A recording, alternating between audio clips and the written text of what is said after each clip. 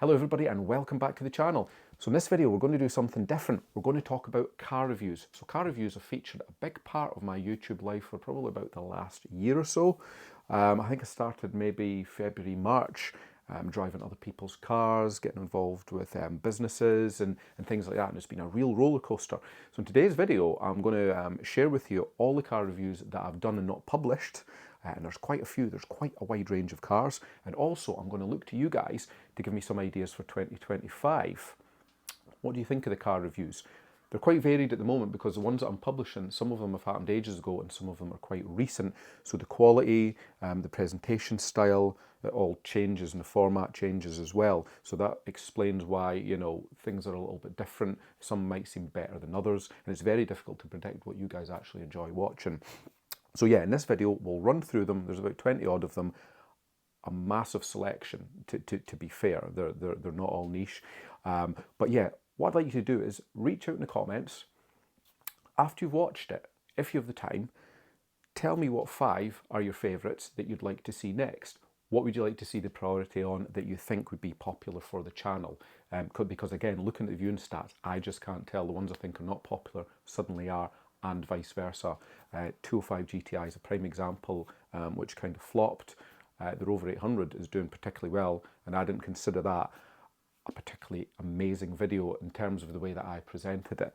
So fire some of that in the comments. Secondly, reach out to you guys for some rare cars. So I'm looking to try and book in some review slots between now and maybe March and April. I'm looking from anything 1975 all the way up to year 2000. I think that's probably a decent sweet spot for the channel. Anything that's rare or unusual. If you follow the channel, you'll know the kind of stuff I'm into.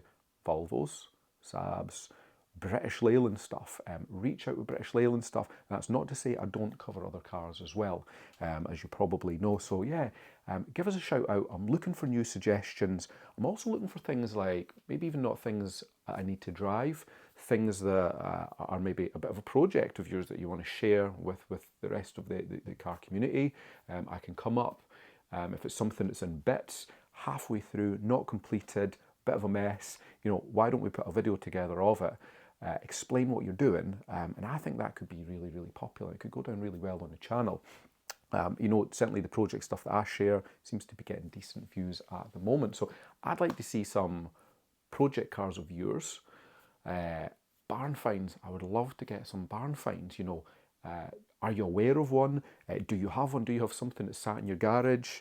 Not that I'm copying a very famous YouTuber in that approach. We'd have to think of some different titles, something, you know, comical like Retro Ratchet, Value, Late, Barn Find Show, I don't know, something like that.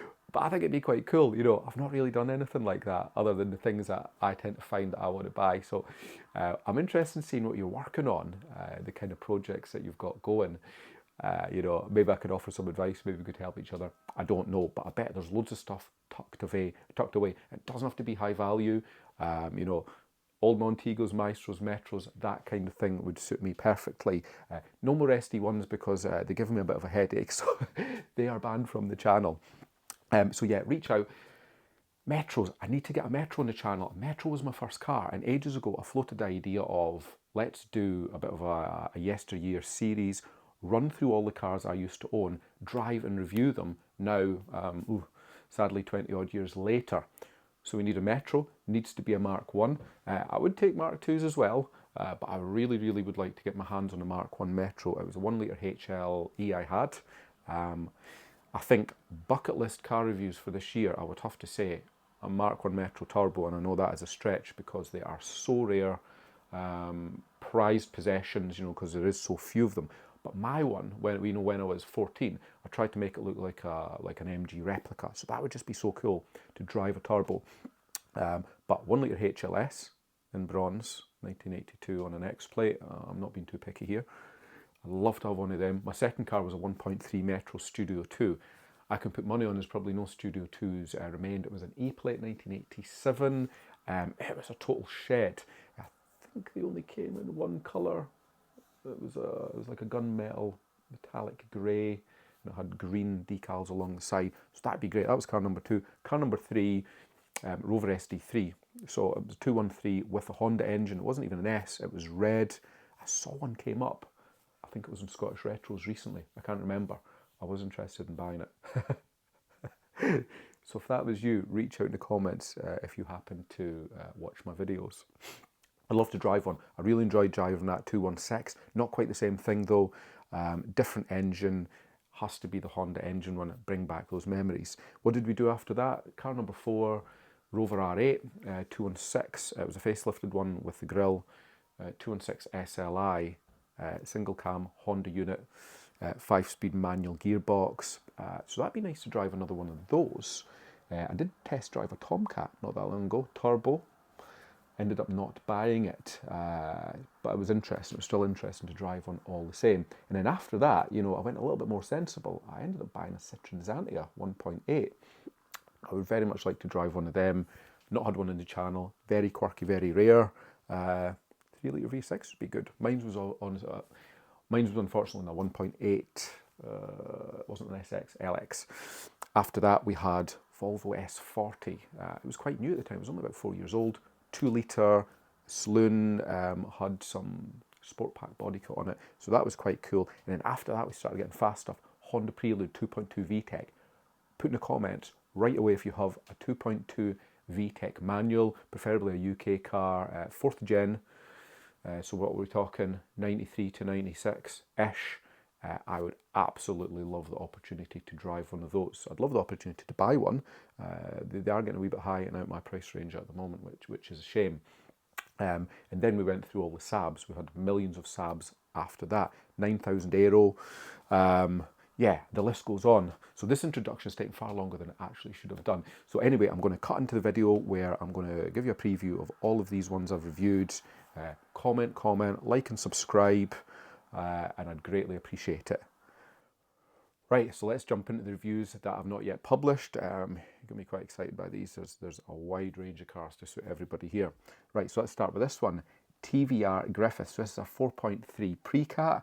I've been trying my damnedest to own this car for quite some time, and I'm going to persevere through 2025 to see if I can add it to the Retro Ratchet fleet. But this is a great review. Proper petrol heads car, this one. It is mint and it goes like nothing else. It's so quick.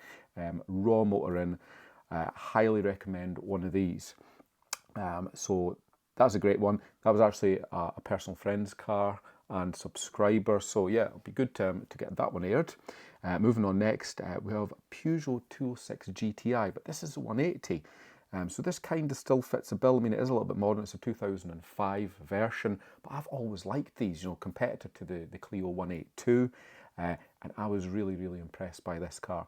So that's also a really, really good video to watch. And these things, the price of these are actually on the rise. I was surprised after I'd done the review, and I'd done a wee bit digging as you do, the cars you like, you think, oh, maybe I could just buy one of them. They're probably 1,500 quid or 2 grand. Yeah, you can pick up cheap, very worn, sad looking examples for that, but nicer ones are creeping up. So that's a car to keep an eye on. Very impressed with that. Next on the list, Subaru Impreza WRX STI. This was great. Really, really enjoyed this one as well. Very, very quick out the box. It was just a very well put together car, I think, from the factory. I think this one probably had a naughty wee remap hiding under there. It did seem a little bit quicker than standard. So keep an eye out for that. So that's 2 slightly newer ones. Here we go, something a little bit older. Mk1 Marina. This was a great video. I really enjoyed this one. I ended up having to reshoot it. In fact, I ended up having to go back and get the car a second time. This one was kindly donated by RetroShite. So yeah, this was an enjoyable one. The new owner of this car has actually reached out, and I keep promising I'm going to get this video edited and out. So I will get it out. I promise. But yeah, I actually really enjoyed that. The interior on those Mark 1s, very, very quirky. I really liked that. Problem we've got here is I really like most of the cars that I actually review, so I think I probably am biased towards anything that is retro. But we're going to focus a wee bit more this year. We're going to try and shrink it down, you know, mid to late 70s and no newer than year 2000. You know, that still gives us, what, 25-year window of cars to feature on the channel. Now this one, yeah, Volvo, right? Volvo 240 GLT. The guy that owns this has another few Volvos that we're hopefully going to be featuring on the channel as well. I actually drove one the other night, thoroughly enjoyed that as well. In fact, it was that drive that prompted me to buy the 740 Estate. So he is to blame for that one. You know who you are. But this 240 GLT of his was amazing. It actually changed my mind about how that generation of Volvo can drive and how they can perform with a few very, very mild modifications and tweaks. That's a great video. Of course it is, because it is a Volvo. And check out the interior and that. Full black leather. That was stunning, that car. Next one is a Morris Leslie car. This is a Riley 2.5. I think it's a Riley RMF. I'm sure it was an RMF. I'm not that up to speed with this era of cars. I really, really enjoyed that. From memory, this was a hot hatch of of cars of that era. This one, 2.5, it went really, really well. I think they were around about 100 brake horsepower. The interior was stunning. Very unusual dashboard, wood everywhere. Just looking down here, plum coloured leather interior, big massive steering wheel. I would have one of these. Don't often say that, but yeah, this one, this one was stunning. Really like that. Now, here's another of my favourites, Subaru Impreza. So the classic shape. This one's on a P plate, again, another Morris Leslie car. This was a Mc Rae edition. This was a standard car as well. Lovely special edition. Not many of them still around. Often suffered from rust or being crashed by boy racers back in the day. That was great. That drove so nicely, again, just out the box. Kind of car you just want to jump into, take up some B roads and go for a blast. It wasn't kind of overpowered or anything like that, or difficult to handle. It was just a really, really nice compromise. And a few nice features those Mc Rae editions have as well. So that is definitely worth a watch. I didn't bid on it, unfortunately. Maybe I should have. Next one, Volvo. We've got another Volvo. Do you want to see the Volvos first or not? I did actually meant to say at the beginning of this video, put in the comments the next 5 cars you want to see. It just came to me. That's what I meant to say. So yeah, next 5 cars, most important to you that you think will be the most interesting, fire that in the comment section. But yeah, so this Volvo, what was it, 131? I've got a terrible memory for car names at the moment. 131, yeah, it was interesting. Stunning thing to look at. I'm not sure if I would actually buy one of these. I didn't enjoy the drive that much. So it's one of those things you have to buy and just keep it and admire it in the garage. Next, Mercedes. Now I might have put in a sneaky bid on this one. This is also a Morris Leslie car, 190D. What was it? 2 litre? Yeah, it was a 2 litre, so it was a slower one.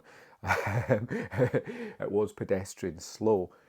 This one needed a little bit of work. There was a little bit of welding I noticed it needed on the sill. I did put in a cheeky bid, but the bids went crazy on this. It went way more than I felt the car was worth. But what a lovely example. I believe it had come from a personal collection, white, original, just needed a wee bit recommissioning. But there was something attractive about that, that base spec diesel, nice and noisy, no electronics. These things just go on forever. So that one got away, unfortunately. So I wonder where that ended up. Next, another Merc. Yeah, I was going through a bit of a Merc phase. This was shortly after I bought the CLS. Neil said CLS 55. This one here, this is a C240. What are they? 202s? I think it's a 202 or 212. Can't remember. I think these are 202s. Don't bother commenting if that's wrong. But this one was interesting. This one was a 240 Sport. So it had those monoblock AMG wheels, a couple little bits of body kit round it. Really nice example, this one. I also may have put in a cheeky bid on that, and then I backed out far too early. I think I only bid something like 14, 15, I don't know. I should have just kept on going, maybe up to 18, 19, 20, 100 for it. Grey leather interior as well. I really, really liked that. It was silky smooth as well. White dials as well, as standard from the factory. What's not to like about that? So we'll need to see if we can maybe bag another one of these at a later date.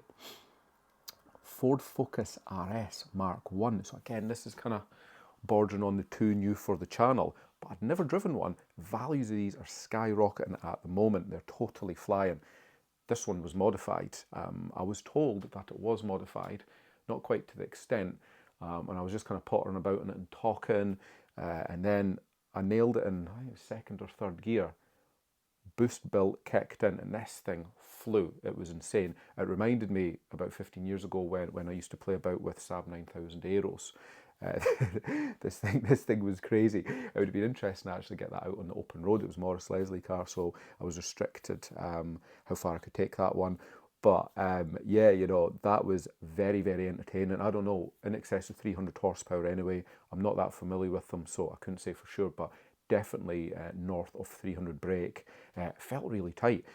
Handling, suspension, it had, I think, a lot of money put into it to get into that condition that it was in there. But they were great. I really liked that one. So that is another one to add to the list, along with the 206 GTI 180 and probably a Clio 182. Right, what is next on the list? We're going old again. Okay, Triumph Vitesse. So this one, 1600, straight six from memory. Obviously manual gearbox. I've always loved the styling of these. That's what attracted me to this one when it was sitting there in the auction rooms. Quirky interior as well, but yeah, they're just so cool. And as well, a small engine that happens to be a straight six. Don't think I've ever driven anything that's got such a small cubic capacity. It happens to be a 6-cylinder, so that was very, very unusual. I never put a bid in on that one, although I did like it. I did feel kind of something that age was going to take quite a bit of work, you know, to maintain. And I do have also quite a few things at the moment which are sucking up all of my time, so let's not add to that problem. But I really liked it. It was a positive experience. What do we have next? Mk3 Ford Escort Ghia. Yeah, this was mint, and it's featured in some of my other auction walk around videos where I've just wandered past it, maybe done a minute on it, commented on it, and it was sitting there, and I thought, you know what? I've only driven one other Mk3, that was the very early XR3 4-speed, but yeah, this was mint, W plate, 1600 CVH, so I thought, let's get out for a drive. You know, the Ghia, luxury spec model, so that was interesting. Drive very differently, I think, to the Mark IVs. I might get slayed in the comments for that, but yeah, I think the Mark IVs are a good bit more refined. Certainly that Ghia that I had was.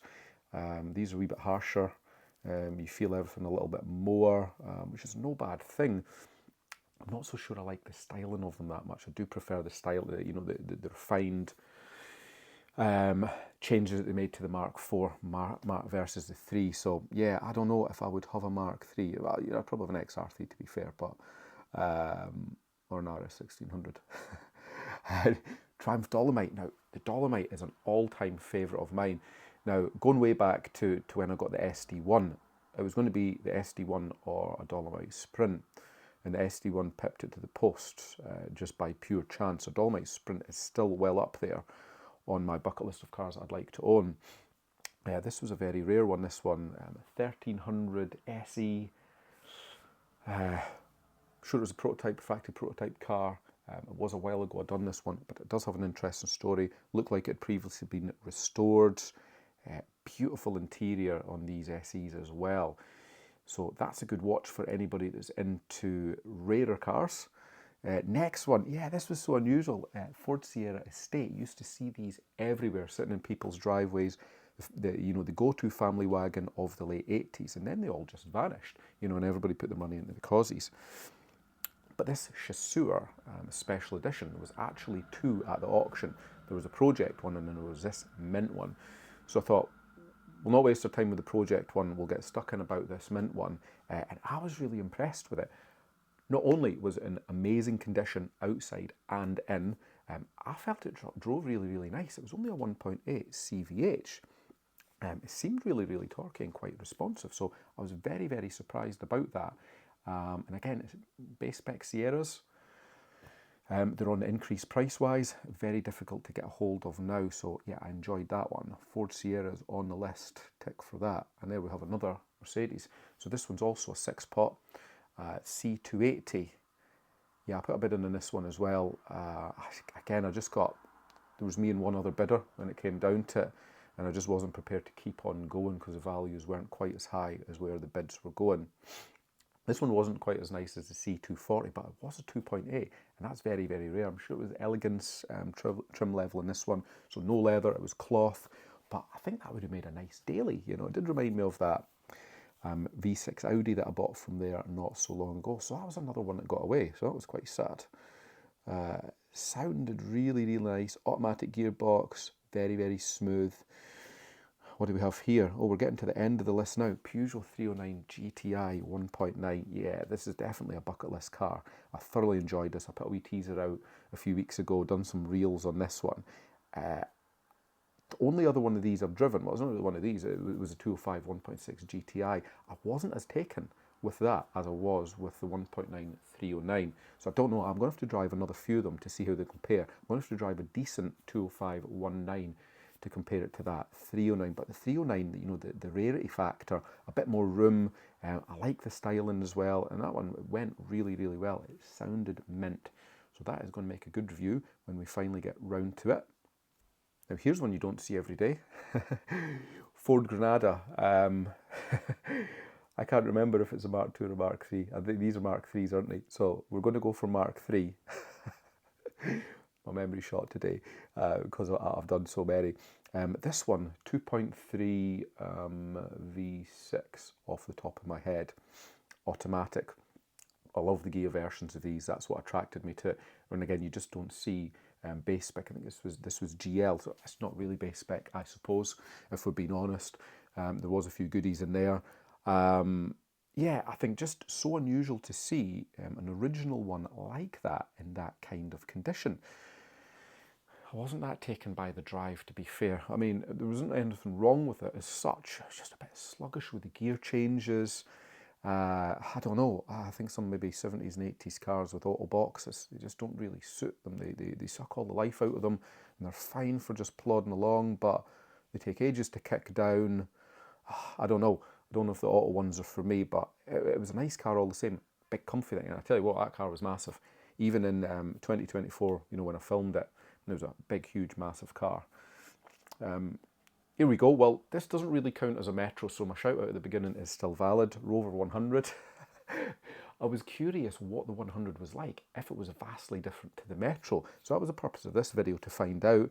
This one, 114 GSI off the top of my mind, off the top of my head. Luxury model, very, very late one on an R plate. Now, did it have wood in it? I can't remember. Yes, it did have a wee bit wood on the dashboard, just checking there. Manual gearbox. This one needed a wee bit work. It was looking a wee bit sorry for itself, but it did give me a bit of a feel for what they were like.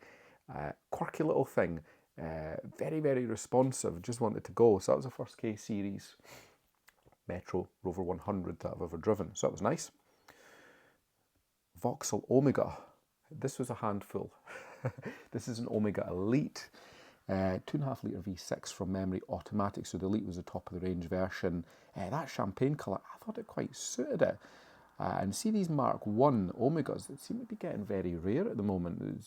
There's a few Mark IIs floating about. I don't really like how they squared them off, so for me it would have to be a Mark I. This one, I had high hopes for, and I was going to put in some bids. I did run into some issues where we had to give the old topped-on battery tester a wee free plug during that video. So that never went too well, but you can stay tuned for that one if you want to see how I got on reviewing it. But nice cars though. I would probably own one, you know, high spec one, maybe even a turbo diesel one. Now here we go, now we're talking Saab. I went through a Saab phase in my younger years, absolutely loved them, and in fact still do, but they seem to be very rare now. Everybody's stealing the B204s out them. Well, I suppose, you know, I'm kind of included in that because I had a B24 engined Astra Coupe. So I'm partly to blame as well. Although I never actually took the engine out, I just merely rehomed that car.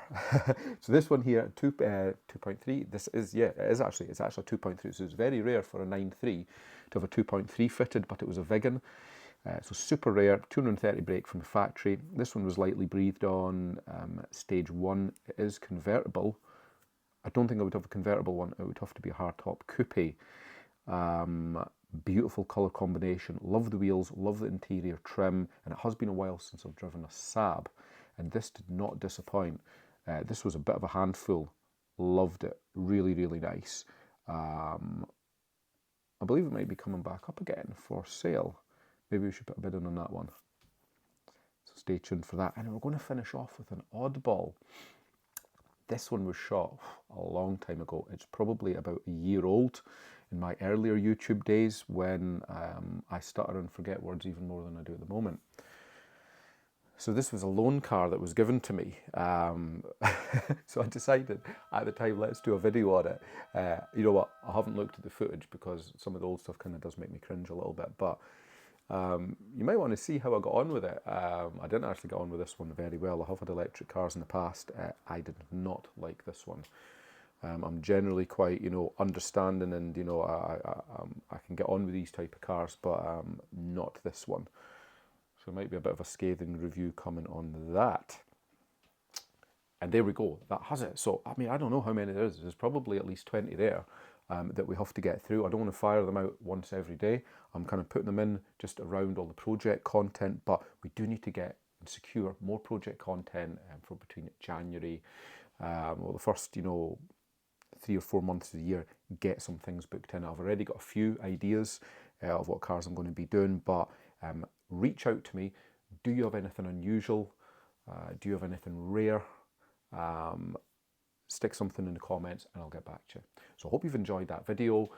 Please continue to like and subscribe and support the channel. It's much appreciated. Thanks for watching, and I'll see you in the next one.